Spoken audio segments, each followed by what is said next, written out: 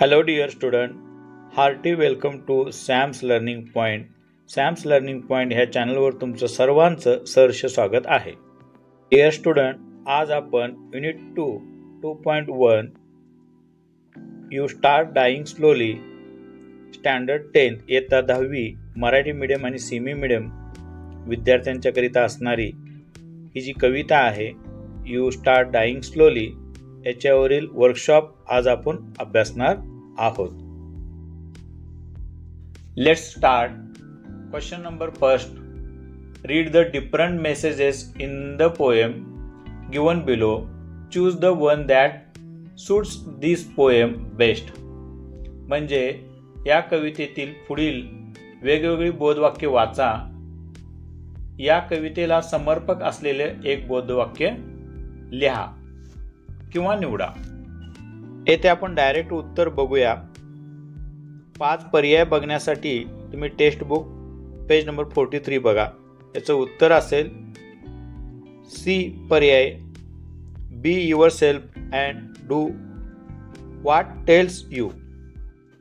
Question number 2. State the following. खालील प्रश्नाचे उत्तर द्या.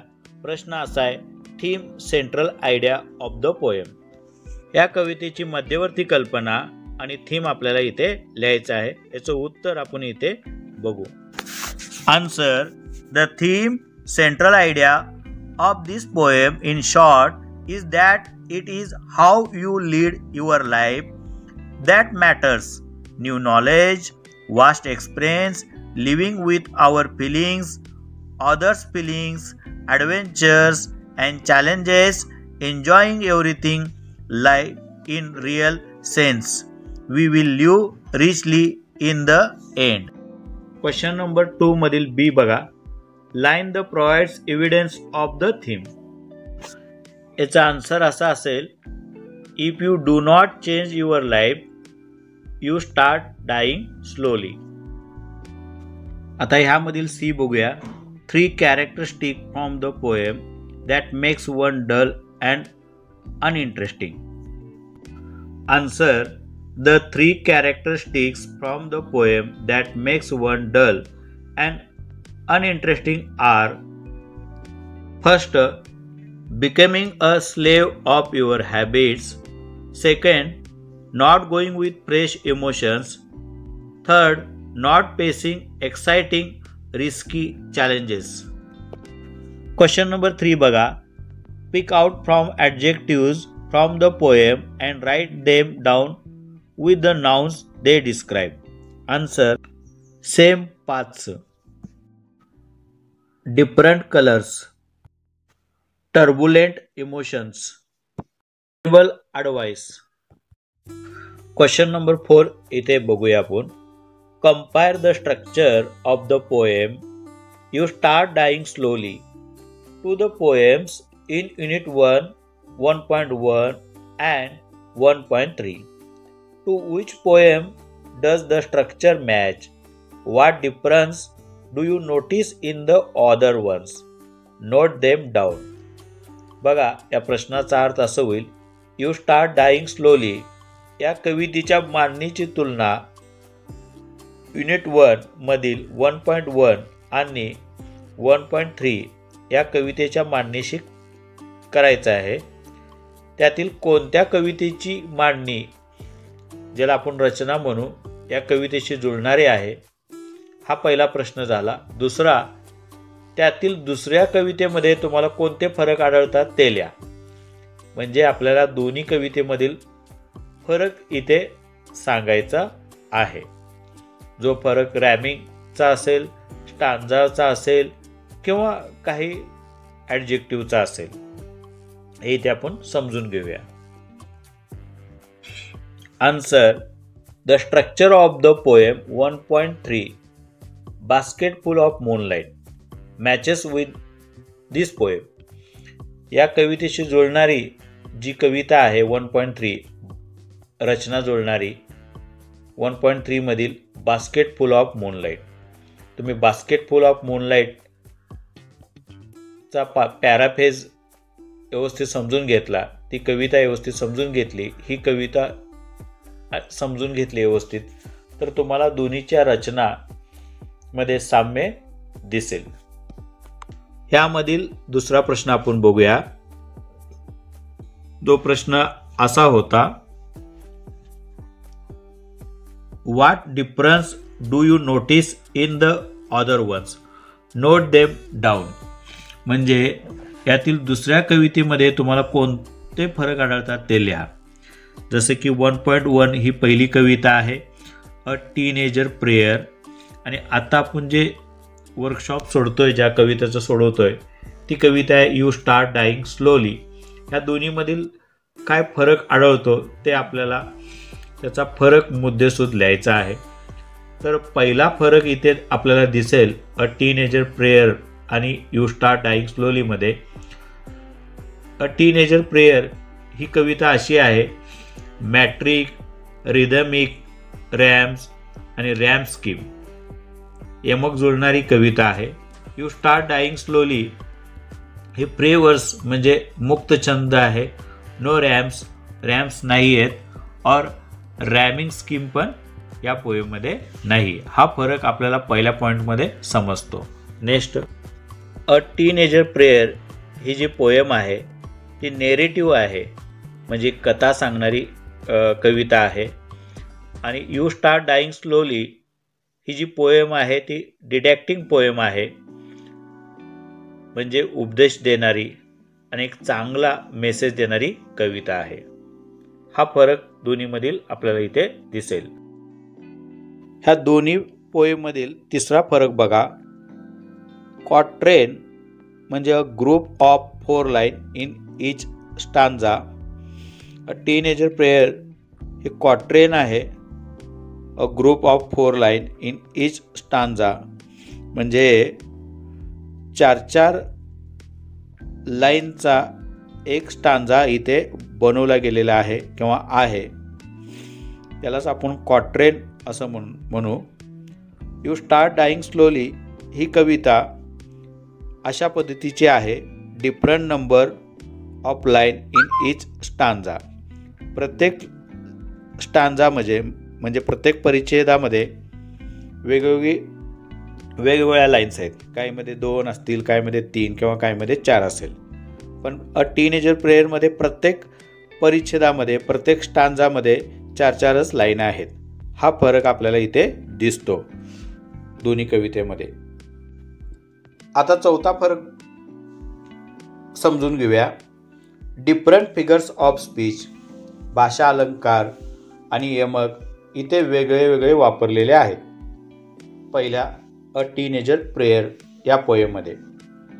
यू स्टार्ट डाईंग स्लोली मध्ये जी कविता आहे, mainly repetition in the beginning of each line. सुरुवातीची लाईन जी महत्त्वाची आहे ती पुन्हा इथे रिपीट केलेली आहे. डिअर स्टुडंट, क्वेश्चन नंबर 5 समजून घेऊया. बघा, इकडे लक्ष द्या. प्रश्न असा आहे, what expression is repeated in the poem. म्हणजे काय हो, या कवितेत कोणते वाक्यप्रचार किंवा कोणते एक्सप्रेशन हे पुन्हा रिपीटेड झालेले आहे. हाऊ मेनी टाइम्स, किती वेळा झालेले आहेत. Why do you think the poet emphasise it, म्हणजे कवीने ह्याच्यावर जास्त जोर का दिलेला आहे, महत्त्व काय दिलेलं आहे. एम्फिसाइज या शब्दाचा अर्थ महत्त्व देणे असं इथे घेऊया. तर याचं उत्तर आपण इथे बघूया.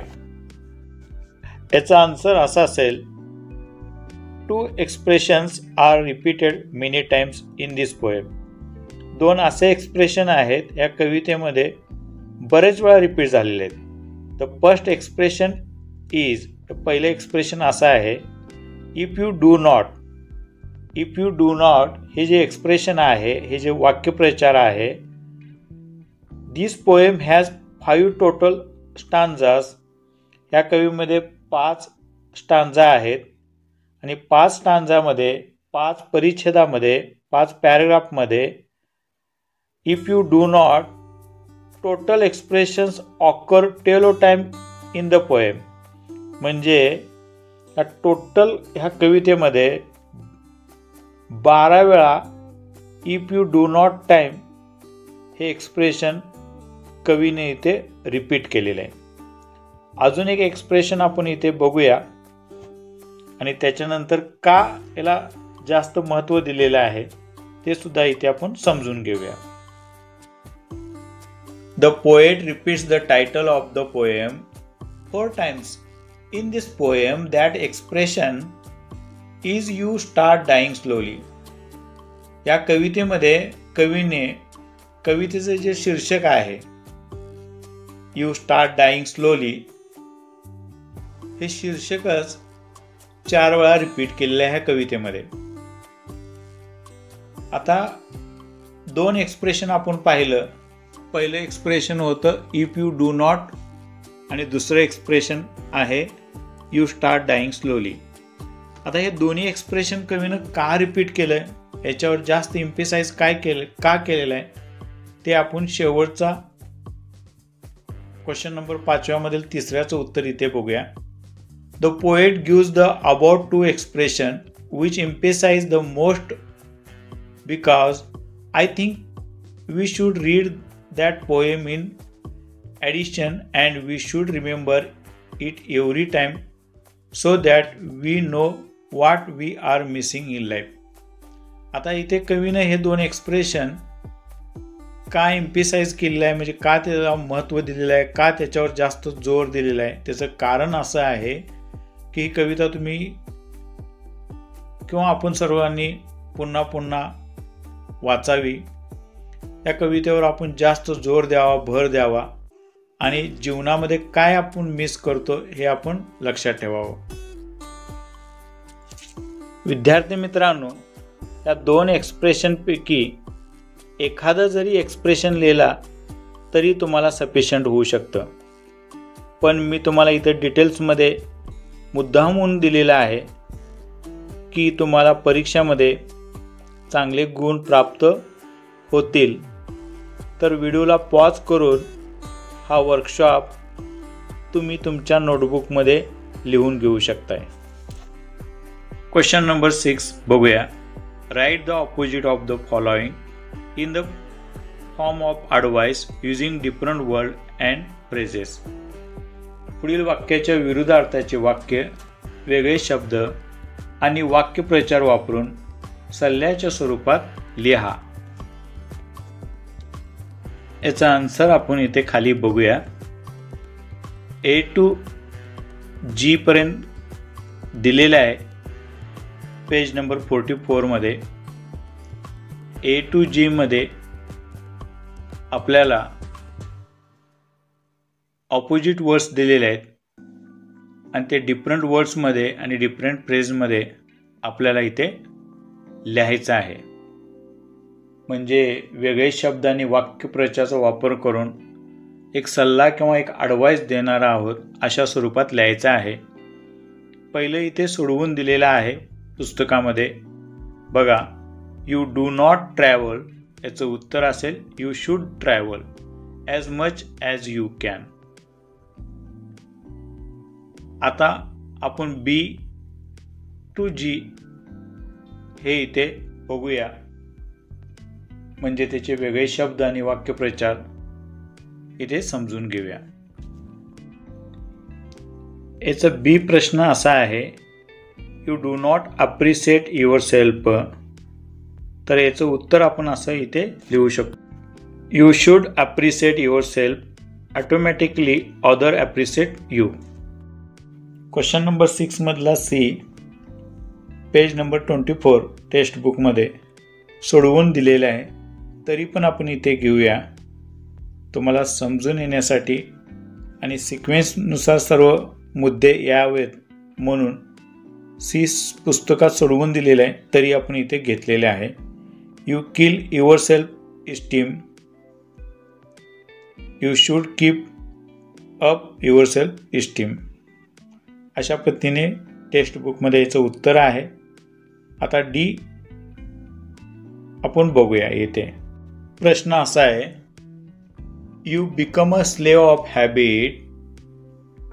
याचं योग्य उत्तर अशा पद्धतीने इथे असेल, don't become a slave of habits cause kill your success? E. You refuse to speak to stranger. Its answer, you should speak to strangers. You do not change your life.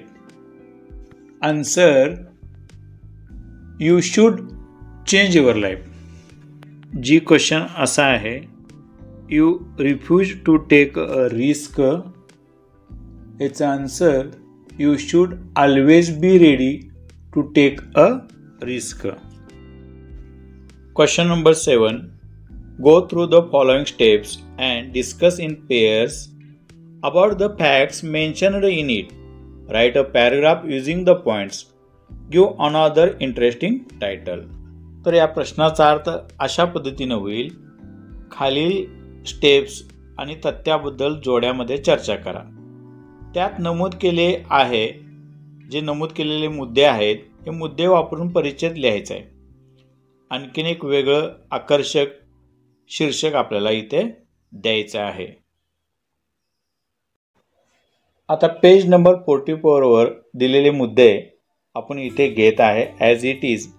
आता ते मुद्दे नेमके काय आहेत हे आधी समजून घेऊया आणि ह्या मुद्द्यांच्यावरून आपण एक छानसं परिचय लिहूया आणि त्याला एक आकर्षक शीर्षक देऊया. हे बघा, टेक्स्टबुक पेज नंबर 44 वर तुम्हाला अशा पद्धतीनं चार्ट्स दिसेल. त्या चार्ट्समधील पहिला मुद्दा आहे लिव्हिंग अ बेटर लाईफ, म्हणजे एक चांगले जीवन जगणे. चांगले जीवन जगण्याकरता काही पॉईंट्स इथे खाली दिलेले आहेत.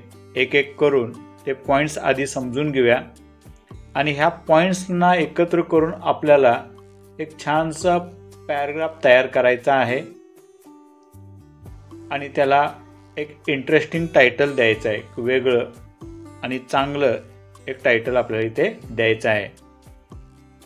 त्यामध्ये पहिला मुद्दा असा आहे लिव्हिंग अ बेटर लाईफ, म्हणजे एक चांगले जीवन जगणे. या प्रश्नामध्ये नेक्स्ट पॉइंट बघा, get a read of one bad habit at a time. म्हणजे ह्या पॉइंटचा अर्थ असा होईल, एखाद्या वाईट सवयीपासून मुक्त व्हा. नेक्स्ट पॉइंट आहे avoid negative thought, be positive. नकारात्मक विचार टाळा आणि नेहमी सकारात्मक राहा. Next, trust yourself, love what you do. स्वतःवर विश्वास ठेवा, तुम्ही जे करताय त्यावर प्रेम करा. नेक्स्ट पॉइंट आहे try to enrich your mind by becoming a lifelong learner. याचा अर्थ असा होईल, आयुष्यभर शिकणारा बनून तुमचे मन समृद्ध करण्याचा प्रयत्न करा. Sharing and caring makes life enjoyable. म्हणजे काय हो, चांगल्या वाईट गोष्टी शेअर करत एकमेकाची काळजी घेत जीवन आनंदी बनवणे. शेवटचा पॉइंट आपण बघूया, लिव्हिंग अ बेटर लाईफ मधील शेवटचा point, B humble, respect and welcome, accept each day with a smile. म्हणजे नम्र व्हा, आदर करा आणि हसतमुखाने प्रत्येक दिवस स्वीकारा. हे सर्व पॉइंट्स घेऊन आपल्याला आता पॅराग्राफ बनवायचा आहे. परिचय आपण आता बनवूया. आता ह्या प्रश्नामध्ये आपल्याला पॅराग्राफ लिहिण्यासाठी मुद्दे दिलेले आहेत. एक एक मुद्दे आपण इथे समजून घेतलेले आहे, त्याचा अर्थ मराठीत समजून घेतलेला आहे. आता हे सर्व मुद्दे एकत्रित करून आपल्याला छानसं असं आन्सर, उत्तर लिहायचं आहे, म्हणजे पॅराग्राफ बनवायचा आहे. हे पॅराग्राफ बनवताना सर्वप्रथम आपल्याला हे आर्टिकल लिहिताना, हे परिचय लिहिताना एक टायटल आपल्याला द्यायचं आहे आणि हे टायटल वेगळं असलं पाहिजे आणि इंटरेस्टिंग असलं पाहिजे.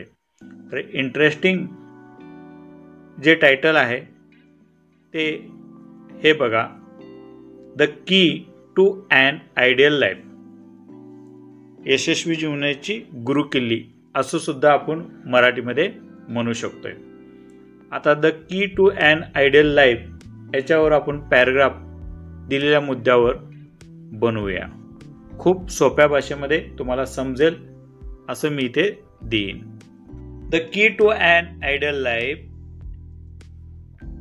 Getting rid of one bad habit is very important for living a better life. The more we let go of our bad, the better we can live immediately. Bad things don't go away quickly, but if you have a desire in your heart and try to do it, bad things will go away. Many times while living life, negative thoughts keep coming in the mind. And this negative thought lead to our downfall. So negative thinking should be rewarded and always positive things should be done. If you look for the positive in everything, life will be truly beautiful. Believe in yourself is very important. No matter what happens, believe in yourself and love what you do with all your heart, and you will surely lead a prosperous life.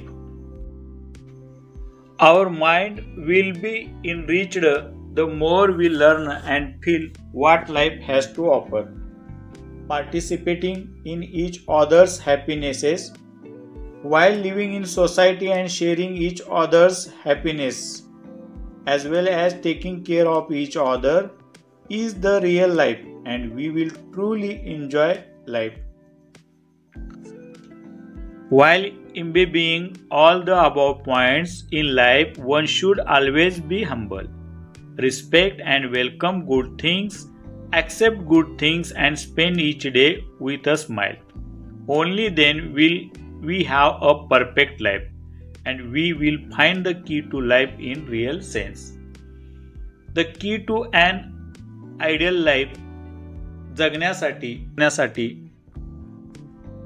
आपल्यामध्ये असणाऱ्या वाईट गोष्टी आपल्याला सोडल्या पाहिजेत. सकारात्मक राहिलं पाहिजे. निगेटिव्ह विचार बाजूला केलं पाहिजे. स्वतःवर विश्वास ठेवला पाहिजे. हे आपण इथे पाहिलं. आणि आपण जे काम करतोय ते कामावर प्रेम केलं पाहिजे. चांगल्या वाईट गोष्टी एकमेकांमध्ये शेअर केल्या पाहिजे. एकमेकाची काळजी घेतली पाहिजे. हे सर्व मुद्दे आत्मसात करताना नेहमी नम्र राहिलं पाहिजे. एकमेकाचा आदर केला पाहिजे. जीवनामध्ये चांगल्या गोष्टी चांगल्या विचारांचं स्वागत केलं पाहिजे. आणि प्रत्येक दिवस घालवताना नेहमी हसतमुखाने तो दिवस स्वीकारला पाहिजे. आणि सर्व चॅलेंज आपण हसतमुखाने स्वीकारायला हवेत. हे आपण या पॅराग्राफमधून बोध घेऊ शकतोय. तर खऱ्या अर्थाने the key to an ideal life बनेल आपली. हे आपण इथे समजून घेतलेलं आहे. क्वेश्चन नंबर 8 असा आहे. Complete the following table with the things in your life which help you to change your habits and routine. म्हणजे याचा अर्थ असा होईल, तुमच्या नियमित दिनक्रम व सवयी बदलण्यासाठी सहाय्यक ठरणाऱ्या तुमच्या जीवनातील बाबी भरून पुढील तक्ता पूर्ण करा. तर आपण तक्ता इथे पूर्ण करू. याचा आन्सर आपण इथे डायरेक्टली बघूया. तर आपण हा चार्ट इथे कंप्लीट करूया आणि बघूया. इफ आय डू दिस, जर मी हे केलं तर काय होईल. If I travel, I shall widen by worldly knowledge and experience. मला खूप मोठ्या प्रमाणामध्ये अनुभव आणि ज्ञान मिळेल. इफ आय रीड, जर मी वाचन केलं तर मला काय भेटेल किंवा काय होईल. I shall be wise and knowledgeable. मी हुशार होईन, शहाणा होईल आणि माझ्या ज्ञानामध्ये भर पडेल. मी ज्ञानी होईन. Next, if I change my bad habits, I shall lead a gentle and civilised life.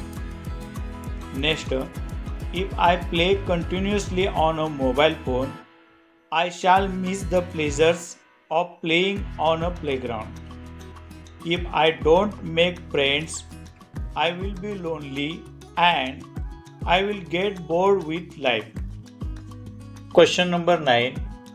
Everyone needs inspiration to move ahead or make progresses in our life. There are some things which inspire us to live better. What are those things? आपल्या जीवनात पुढे जाण्यासाठी किंवा प्रगती साधण्यासाठी प्रत्येकाला प्रेरणेची गरज असते. एक प्रेरणा आणि इन्स्पिरेशनची गरज असतेच. अधिक चांगल्या जगण्यासाठी आपल्याला प्रेरित करणं म्हणजे इन्स्पिरेशन करणाऱ्या अशा कोणत्या बाबी आहेत, त्या बाबी आपल्याला खाली लिहायचं आहे.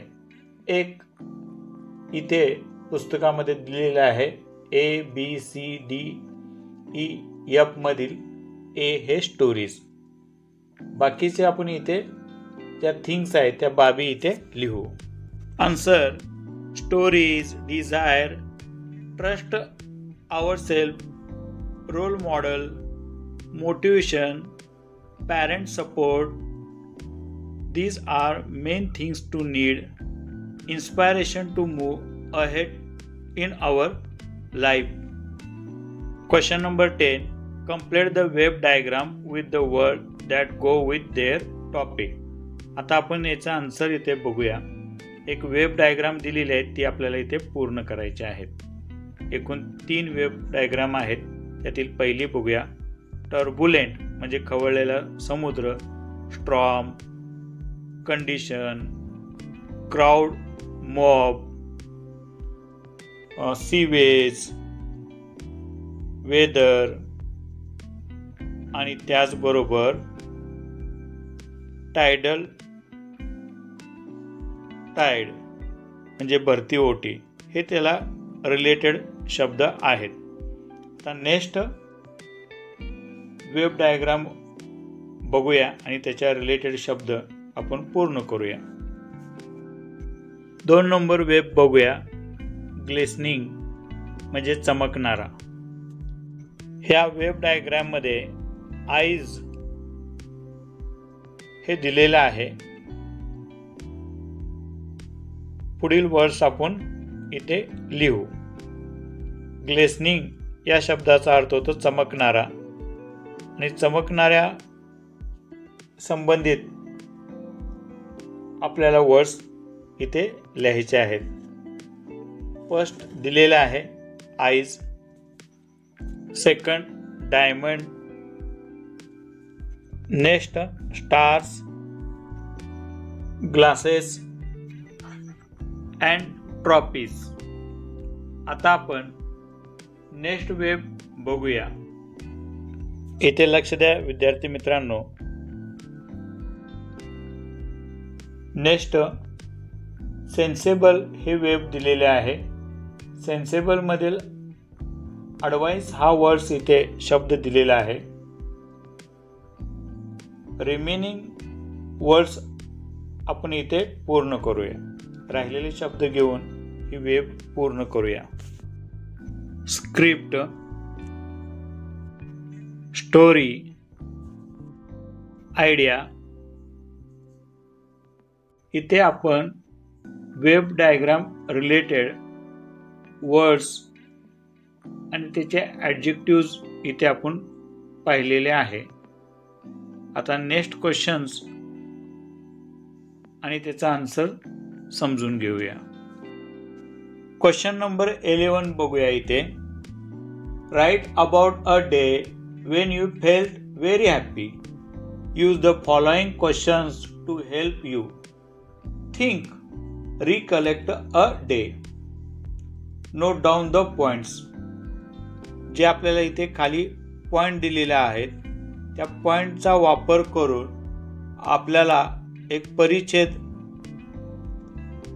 कथा लिहायची आहे. लक्षात घ्या, टोटल 8 पॉइंट्स आहेत. ते 8 पॉइंटचा यूज करून आपल्याला परिच्छेद लिहायचा आहे. दिलेल्या मार्गदर्शनानुसार सुमारे 100 शब्दात एक छोटासा परिच्छेद लिहायचा आहे. आपण जे परिच्छेद लिहिणार आहे, कथानक किंवा आपण जो लेख लिहिणार आहे त्याला सुयोग शीर्षक ही द्यायचं आहे. दिलेले पॉईंट इथे बघूया. या पॉईंटच्या आधारे आपल्याला परिच्छेद लिहायचा आहे आणि आपण जे कथानक किंवा लेख लिहिणार आहे त्याला सुयोग असं टायटल आणि शीर्षक द्यायचं आहे. Note down the point.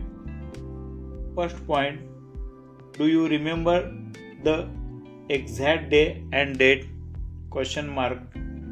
Second, was it a special occasion or celebration? Third, what happened on that day?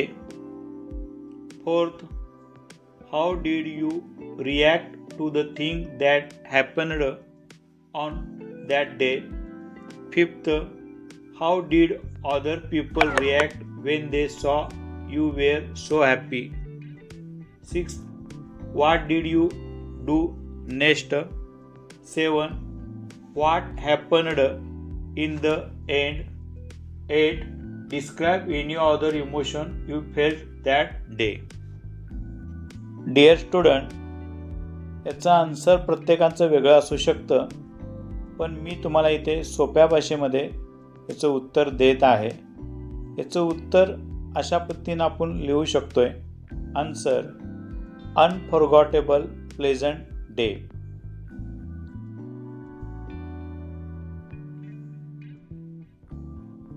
It was Monday, the 13th April 2023. This is really special occasion for me because my father gifted me a bicycle. I was very happily hugged Baba and showed my bicycle to my friends. I was very happy to receive the gift of a new bicycle. And all my friends and family were also very happy to see that I was happy. Next day I went to school with my new cycle. All my class, friends and teachers were happy to see my new cycle. They all congratulated me and once again wished me happy birthday. Some friends even saw my new cycle ride. In the end, I was very happy. I really started to enjoying going to school to ride my bike. I really can't express my feeling in words anymore. I thank you very much, Baba. Everyone should meet such a father. या वर्कशॉपमधील शेवटचा प्रश्न 12वा. Use internet or any book to write 4 motivational quotes related to the messages in the poem. ही कविता जी आपण पाहिलेली आहे इंटरनेटचा किंवा पुस्तकाचा, कोणत्याही पुस्तकाचा वापर करून आपल्याला 4 प्रेरणादायी विचार, थॉट्स किंवा याला कोट्स म्हणतात, हे आपल्याला इथे लिहायचं आहेत. याचं उत्तर बघा असं असेल. पहिलं, A, if you can change your mind you can change your life. हे कोट्स कोणाचं आहे? विल्यम जेम्सचे. Next, the future depends on what you do today. Mahatma Gandhiji. See, what we think we become. Gautam Buddha. The purpose of our lives is to be happy. Dalai Lama. Dear friend, हा workshop तुम्हाला खूप सोप्या भाषेमध्ये आणि डिटेल्समध्ये समजून दिलेला आहे.